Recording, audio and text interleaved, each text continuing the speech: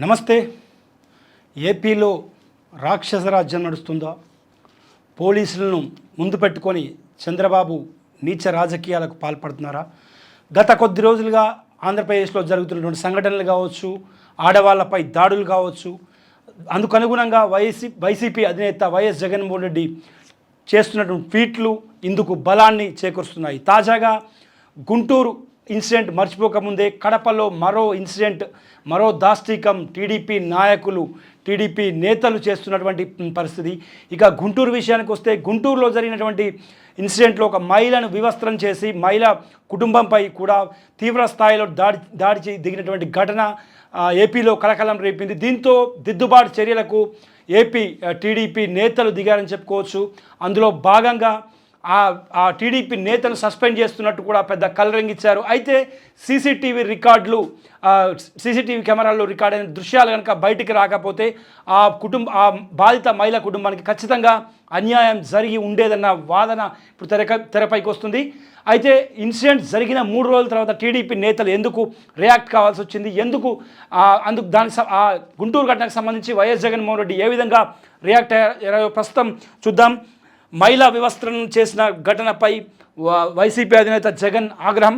ఇక గుంటూరు జిల్లాలో జరిగినటువంటి ఈ దుశ్శాసన పర్వానికి సంబంధించి వివరాలు కనుక ఒక్కసారి లోపలికి వెళ్తే, గుంటూరు జిల్లాలో గుంటూరులో కృష్ణబాబు కాలనీలో నివాసం ఉంటున్నటువంటి ఒక కుటుంబం వాళ్ళ ఇంటి ముందు బోర్ వేసుకోవడం జరిగింది. ఆ బోర్ రిపేర్ రావడంతో బోర్ను రిపేర్ చేయించేటువంటి క్రమంలో వాళ్ళతో అక్కడ ఉన్నటువంటి స్థానిక టీడీపీ నేత వాగ్వాదం దివారు. తమకు డబ్బులు చెల్లించకపోతే బోర్ను రిపేర్ చేయించకూడదన్న హుకుం జారీ చేశారు. అందుకు అనుగుణంగా మున్సిపాలిటీ అధికారులను సిబ్బందిని కూడా తీసుకొచ్చి వాళ్ళపై దాడి చేసినటువంటి సందర్భం ఇది. స్వయంగా ఈ విషయాన్ని 15వ తేదీ ఈ విషయాన్ని చంద్రబాబు స్వయంగా ఒక సభలో మాట్లాడారు. టీడీపీ నాయకుడు మధ్యవర్తిత్వానికి వెళ్ళినట్టు కూడా ఆయన చెప్పుకొచ్చారు. ఇది ఆయన 18వ తేదీన చెప్పుకొచ్చారు.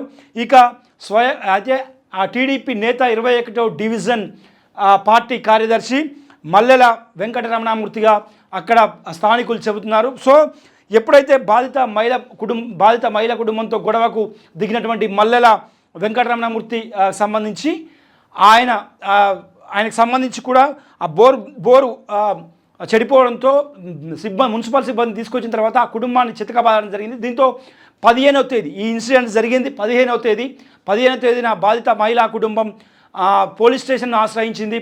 కానీ పోలీసులు టీడీపీ లీడర్ కావడంతో కూడా చేతులెత్తేశారు. కనీసం ఎఫ్ఐఆర్ కూడా దాఖలు చేసినటువంటి సందర్భాలు లేవు. హాస్పిటల్కి వెళ్ళి మీకు దెబ్బలు తాకినట్టు కూడా ప్రూఫ్ తీసుకురావాలనడంతో కూడా ఆ బాధిత మహిళా కుటుంబం ఎవరైతే ఉన్నారో ఆ బాధిత మహిళ, ఆమె భర్త, ఆమె కుమారుడు ముగ్గురు కూడా హాస్పిటల్కి వెళ్ళి హాస్పిటల్ నుంచి సర్టిఫికెట్స్ కూడా తీసుకొచ్చి పోలీసులకు ఇవ్వడం జరిగింది. అయితే పోలీసులు కేసు బుక్ చేసే వరకు కూడా తాను స్టేషన్లలో ఉంటానని చెప్పి కూడా బాధిత మహిళ భర్త ఆ స్టేషన్లో ఉండిపోయారు.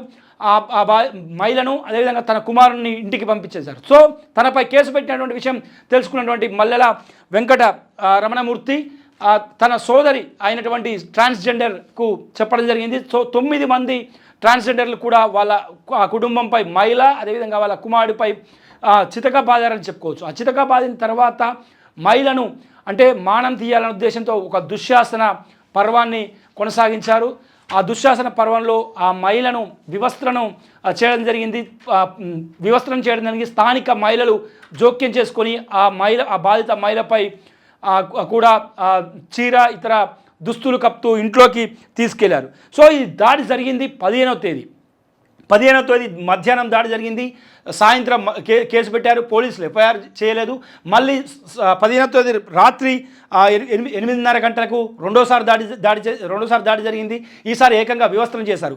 రెండోసారి దాడి చేసిన తర్వాత కూడా మళ్ళీ ఆ బాధిత మహిళా కుటుంబం పోలీస్ స్టేషన్కి వెళ్ళింది, కంప్లైంట్ చేసింది.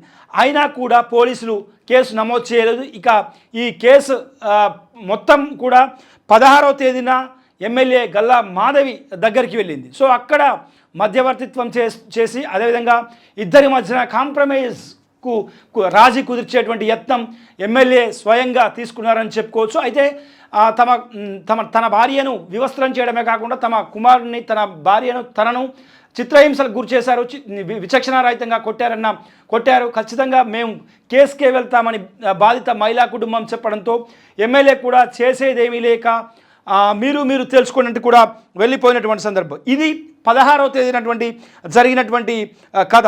16వ తేదీన సీసీ కెమెరాలో రికార్డ్ అయినటువంటి దృశ్యాలు బయటకు వచ్చాయి. సో దీంతో వెంటనే ఎమ్మెల్యే తను ఎక్కడ ఈ కేసులో ఇన్వాల్వ్ అవుతానన్నా తెలుస్తానని భయంతో ఆ రోజు ఎమ్మెల్యే మల్లెల వెంకటరమణమూర్తిని సస్పెండ్ చేసింది. ఇది జరిగింది 17వ తేదీ సీసీటీవీ ఫుటేజ్ విడుదలైంది. అదే రోజు సీసీటీవీ ఫుటేజ్ రిలీజ్ అయిన తర్వాత మధ్యరాత్రి మల్లెల వెంకటరమణమూర్తిని ఎమ్మెల్యే పార్టీ నుంచి సస్పెండ్ చేశారు. అదే 17వ తేదీనే కేసు బుక్ చేశారు, ఎఫ్ఐఆర్ బుక్ చేశారు. కానీ ఎఫ్ఐఆర్ కేసు పెట్టినప్పటికీ ఎఫ్ఐఆర్ బుక్ చేసినప్పుడు కూడా ఆ 9 మంది అదేవిధంగా ఆ టీడీపీ నాయకుడిపై ఎటువంటి చర్యలు తీసుకోలేదు, కేవలం తూతూ మంత్రంగా కేసు పెట్టారన్న విమర్శలు కూడా వినిపించాయి. సో దాంతో ఇక సీసీ కెమెరాలో రికార్డ్ అయిన దృశ్యాలు బయటకు వచ్చి సోషల్ మీడియాలో అదేవిధంగా మెయిన్ స్ట్రీమ్ మీడియాలో పెద్ద ఎత్తున స్ప్రెడ్ కావడంతో, పెద్ద ఎత్తున ప్రచారం కావడంతో బాధిత మహిళ కుటుంబానికి జరిగిన అన్యాయంపై తీవ్ర స్థాయిలో వైసీపీ నేతలు అదేవిధంగా స్వచ్ఛంద సంస్థలు కూడా గొంతెత్తడంతో ఇక చేసేదేమి లేక 19వ తేదీ అంటే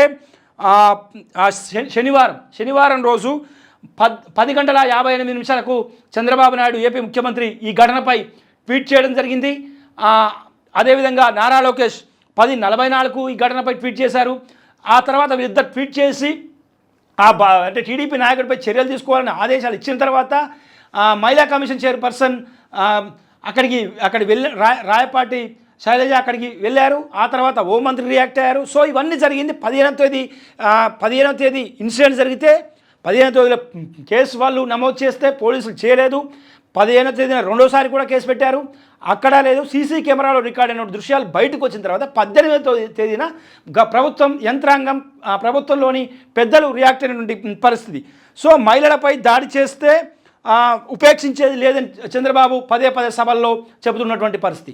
15వ తేదీ ఇన్సిడెంట్ జరిగితే సీసీ కెమెరాలో రికార్డ్ అయిన దృశ్యాలు బయటకు వచ్చిన తర్వాత 18వ తేదీ ఆయన బహిరంగ సభల్లో మా పార్టీ నేతని కూడా ఉపేక్షించకుండా చర్యలు తీసుకుంటున్నామని ఏదో గొప్పలకు మాట్లాడారు. ఇదే విషయంపై మరి నిజంగానే మహిళల భద్రత విషయంలో అంత స్ట్రిక్ట్గా కనుక చంద్రబాబు ఉంటే జనసేన ఎమ్మెల్యే అరవ శ్రీధర్ చేసినటువంటి ఘటనలపై ఒక బాధిత మహిళ డైరెక్ట్గా వీడియోలు కూడా రిలీజ్ చేసింది. మరి దానిపై ఎటువంటి చర్యలు తీసుకున్నారు, అదేవిధంగా ఇటీవల నెల్లూరులో ఒక దళిత మహిళపై వివస్త్రం చేశారు, అటువంటి దానిపై ఎటువంటి చర్యలు తీసుకున్నారన్నది కూడా ఇప్పుడు చర్చకు వస్తున్న పరిస్థితి. ఇదే అంశంపై వైసీపీ అధినేత జగన్మోహన్ రెడ్డి తీవ్రంగా స్పందించారు. గతంలో రామ్ సేవ్ ఆంధ్రప్రదేశ్ అనుకుంటూ కూడా ట్వీట్ చేసినటువంటి వైసీపీ అధినేత జగన్మోహన్ రెడ్డి తాజాగా ఈ ఘటనపై అంటే సమాజాన్ని ఇంత భయభ్రాంతులకు గురి చేస్తున్నారు, పోలీస్ రాజ్యాన్ని నడిపిస్తున్నారని కూడా ఆయన తీవ్రంగా స్పందించారు. సో ఈ ట్వీట్ జగన్మోహన్ రెడ్డి చేసిన ట్వీట్ కనుక ఒకసారి మనం గమనిస్తే, గుంటూరు నగరంలో ఒక మహిళను వివస్త్రం చేసి టీడీపీ నాయకుడి దాడికి పాల్పడిన ఘటన మానవత్వానికి మచ్చ మాత్రమే కాదు, రాష్ట్రంలో శాంతి భద్రతల నిర్వహణ ఎంత ఘోరంగా విఫలమైందో చెప్పడానికి నిలువెత్తు నిదర్శనం. ఈ దారుణానికి చంద్రబాబు ప్రభుత్వం సిగ్గుతో తలదించుకోవాలి. బుధవారం ఘటన జరిగితే 3 రోజుల పాటు దాన్ని కప్పుపెట్టినా చివరికి ఆ వీడియోలు సోషల్ మీడియాలో బయటికి వచ్చి రాష్ట్ర ప్రజలంతా చూసి ఈ పరిపాలన అసహించుకున్న తర్వాత ఇప్పుడు తానేదో గొప్పగా చర్యలు తీసుకుంటున్నట్లు చంద్రబాబు గారు అడావుడు చేయడం మరింత సిగ్గుచేటు. ఆ వీడియోలను కప్పిపుచ్చే దానిపై శ్రద్ధ చూపే బదులు బుధవారమే తనపై తొలిసారి దాడి జరిగిన తర్వాత బాధిత మహిళ వెంటనే పోలీసులకు ఫిర్యాదు చేసినప్పుడు వారు స్పందించి ఉంటే కనుక ఆ తర్వాత ఇంతటి ఘోరం జరిగి ఉండేది కాదు కదా. ఆమె ఫిర్యాదుపై వెంటనే కేసులు నమోదు చేసి నిందితులను అదుపులోకి తీసుకొని ఉంటే ఈ దారుణం జరిగేదా? ఫిర్యాదు చేసిన మహిళకు రక్షణ కల్పించకుండా మౌనం వహించడం ఎంతవరకు న్యాయం? ఇక పోలీస్ స్టేషన్లు ఉన్నదెందుకు? బాధితుల ఫిర్యాదులను స్వీకరించడానికా, లేక అధికార పార్టీ నాయకులు ఏం చెప్తే అది చేయడానికా? బాధితురాలికి అండగా నిలవకపోగా పంచాయతీ చేయడానికి ప్రయత్నిస్తారా? వీడియోలు బయటకు వస్తేనే చట్టం మేల్కొంటుందా? బాధితురాలి మాటకు ఆమె ఫిర్యాదుకు విలువ లేదా? నేరం జరుగుతున్నప్పుడు స్పందించకుండా ప్రజల్లో ఆగ్రహం వెల్లుబుక్కిన తర్వాత చర్యల పేరుతో నాటకాలు ఆడడం ఏ రకమైనటువంటి పోలీసింగ్? రెడ్ బుక్ రాజ్యాంగం పేరుతో ప్రతిపక్ష నాయకులు, కార్యకర్తలు, సోషల్ మీడియా యాక్టివిస్టులపై ఈ చంద్రబాబు గారి ప్రభుత్వం దగ్గరుండి దాడులను ప్రోత్సహించింది. ఆ అరాచకాలను కప్పిపుచ్చుకోవడానికి పోలీస్ వ్యవస్థను రాజకీయ ఆయుధంగా మార్చింది. చట్టాన్ని అధికార పార్టీకి చుట్టంగా ప్రతిపక్షాలపైన బాధితులపైన వేధింపులకు అక్రమ కేసులకు ఒక సాధనంగా మార్చి రాష్ట్రాన్ని జంగిల్ రాజుగా దిగజార్చింది.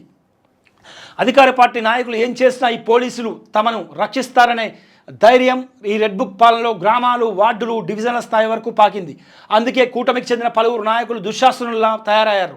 ఎలాంటి దారుణాలు చేసినా, ముఖ్యంగా మహిళలపై దాడి చేసినా, వారిని అవమానించినా, వేధించినా తమకు ఏమీ కాదని తమను కాపాడడానికి చంద్రబాబు ఉన్నారన్న ధైర్యం వారిలో పెరిగిపోయింది. ఇది చివరికి రాష్ట్రంలో ఆడవాళ్లకు రక్షణ లేకుండా చేసింది. అధికార పార్టీ నాయకుల దురాగతాల నుంచి తమను తాము కాపాడుకోవాల్సిన దుస్థితిలోకి మహిళలు నెట్టేసింది. చంద్రబాబు గారు, ఇదేనా మీరు చెప్పే మహిళా భద్రత, ఇదేనా మీ సుపరిపాలన, ఇదేనా మీ పోలీసింగ్ అంటూ మహిళల ఆగ్రహమే మీ ప్రభుత్వానికి తగిన బుద్ధి చెప్తుందని కూడా వైసీపీ అధినేత వైఎస్ జగన్మోహన్ రెడ్డి రాష్ట్రంలో మహిళలపై జరుగుతున్నటువంటి దారుణాలు, ఘోరాలు, దుశ్శాసన పర్వాలపై ఆయన ఆవేదన వ్యక్తం చేస్తూ తీవ్ర స్థాయిలో చంద్రబాబు సర్కారుపై ఆగ్రహాన్ని వ్యక్తం చేశారు. ఇదేనా మీ సుపరిపాలన, పోలీస్ రాజ్యం, పోలీసులను ముందు పెట్టుకొని రౌడీ రాజ్యం, ఆంధ్రప్రదేశ్ను గూండారాజ్గా మారుస్తున్నారు, జంగిల్ రాజ్గా మారుస్తున్నారు కూడా ఆయన గత కొద్ది నెలలుగా తీవ్ర స్థాయిలో ప్రభుత్వంపై ఆగ్రహాన్ని వ్యక్తం చేస్తున్నారు. తీవ్ర వేదనకు కూడా గురవుతున్నటువంటి పరిస్థితి. ఈ ఘటన మరొక ఘటన నిన్న కడపలో చోటు చేసుకుంది. చూసుకుంటే పచ్చనేత దుశ్శాసన పర్వం నిన్న జరిగినటువంటి ఇన్సిడెంట్ కనుక చూసుకుంటే వృద్ధురాలి జాకెట్ చింపివేత, 16 ఏళ్లుగా ఉంటున్న వృద్ధ దంపతులకు దురాక్రమణకు యత్నం. ఇగో టీడీపీ నేత దాష్టికానికి గురైన వృద్ధురాలు, గౌరీశంకర్ నగర్లో దౌర్జన్యం చేస్తున్న తిరుమలేష్ అతని అనుచరులు. ఇక్కడ మంత్రి లోకేష్తో అదే వ్యక్తి తిరుమలేష్, టీడీపీ ఎమ్మెల్యే మాధవిరెడ్డితో తిరుమలేష్. ఇది జరుగుతున్నటువంటి ఘటన. మొన్న గుంటూరు ఇన్సిడెంట్ మర్చిపోకముందే మరొక మహిళకు కడప జిల్లాలో జరిగినటువంటి సంఘటన. నా భార్య జాకెట్ చింపేసి ఆత్మాభిమానాన్ని మంటగలిపారు. ఎవరైతే బాధిత మహిళ ఉందో వాళ్ళ భర్త. 16 ఏళ్లుగా గౌరీశంకర్ నగర్లో చిన్న ఇల్లు నిర్మించుకొని ఉంటున్నాం. బొజ్జ తిరుమలేష్ అనుచరగడం పూటుగా మద్యం తాగి 2 కార్లలో సమ్మెటలు గడ్డపారలతో వచ్చి ఇంటిని కూల్చేందుకు యత్నించారు. అడ్డుకోబోయిన నా భార్యపై దాడికి యత్నించి జాకెట్ చింపేశారు. మమ్మల్ని చంపితే దిక్కేవరంటూ నానా బీభత్సం సృష్టించారు. మాపై దాడికి పాల్పడి నా భార్య జాకెట్ చింపేసి మా ఆత్మగౌరవాన్ని మంటగలిపిన వారిపై చర్యలు తీసుకోవాలి అని కూడా ఆ బాధిత మహిళ భర్త చెబుతున్నటువంటి మాట. 16 ఏళ్లుగా ఉంటున్నటువంటి నివాసంలో ఈ విధంగా చేశారని కూడా చెప్పుకొచ్చారు. సో మొత్తం మీద అయితే మాత్రం ఆంధ్రప్రదేశ్లో ఆ మహిళలపై జరుగుతున్నటువంటి దారుణ మారణకాండతో పాటు వివస్త్రాలు చేయడం, అదేవిధంగా దుశ్శాసన పర్వాలపై వైసీపీ అధినేత తీవ్ర స్థాయిలో స్పందిస్తున్నారు. మొత్తానికి ఈ విషయంలో వైఎస్ఆర్ కాంగ్రెస్ పార్టీ భవిష్యత్ కార్యాచరణ ప్రకటించి కూడా ప్రభుత్వంపై ఇటువంటి దాడులు చేసేటువంటి వాళ్ళ విషయంలో ఖచ్చితంగా కఠినంగా ఉండే విధంగా ప్రభుత్వంపై ఒత్తిడి తెచ్చేందుకు అంటే భవిష్యత్ కార్యాచరణ రూపొందించేందుకు సిద్ధమవుతున్నట్టు తెలుస్తుంది. మొత్తం మీద మాత్రం చంద్రబాబు అండ్ కో చేస్తున్నటువంటి అంటే ఎవరైతే టీడీపీ నేతలు, పచ్చమూకలు, అదేవిధంగా రెచ్చిపోతున్నారో వారందరి విషయంలో మాత్రం ఖచ్చితంగా చర్యలు తీసుకునే విషయంలో చంద్రబాబు వెనుకాడుతున్నారు అని కూడా, చంద్రబాబే తమకు అంటే అండగా ఉన్నారన్న ధోరణిలో టీడీపీ నేతలు చేస్తున్నటువంటి ఈ దుశ్శాసన పర్వాన్ని ఏపీ రాజకీయాల్లో ప్రతి ఒక్కరూ ఖండిస్తున్నటువంటి పరిస్థితి నెలకొంది. ఇంకా రానున్న రోజుల్లో ఎలాంటి సంఘటనలు టీడీపీ నేతలు చేస్తారోనన్న భయం, ఆందోళన కూడా ఏపీ మహిళల్లో వెంటాడుతున్నటువంటి పరిస్థితి. బయటికి వెళ్తే ఇంటికి రాలేనటి సిచ్యువేషన్లో మహిళలు ఉన్నారన్న కోణంలో కూడా చర్చ నడుస్తుంది. సో మరి ఈ పరిణామాలు ఎటువైపు దారితీస్తాయో రానున్న రోజుల్లో చూడాల్సి ఉంది.